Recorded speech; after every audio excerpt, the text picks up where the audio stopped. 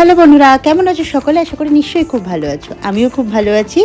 সেরকমই আজকে একটা দিন, যেটা হচ্ছে আমার কাছে ভীষণ বিরক্তির দিন। মানে আমার কাছে বিরক্তি বলতে, ছেলের স্কুল বন্ধ হয়ে গেছে, আমাকে বাড়িতে একদম বসে যেতে হয়েছে। তাই আজকে খুব বিরক্ত লাগছিল, ভেবে ফেললাম যে একটু শপিং করতে যাব। শপিং মানে যে ওই বড় বড় মলগুলো থেকে শপিং করব তা না।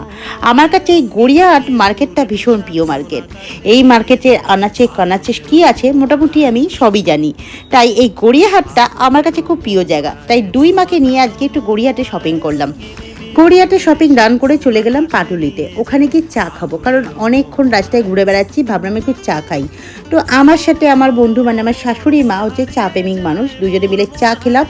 বেশ গল্প করতে করতে অনেক কিছু, আর চা খেয়ে শুধু বাড়ি চলে আসবো, রাস্তায় স্ট্রিট ফুডগুলো কাটবে না। তাই ভাবলাম একটু চিকেন পকোড়া, ডিমের টেবিল, ফিশ ফ্রাই এগুলো একটু খাই। তো এগুলোও খাওয়া দাওয়া করলাম। এইভাবেই কাটলো আজকে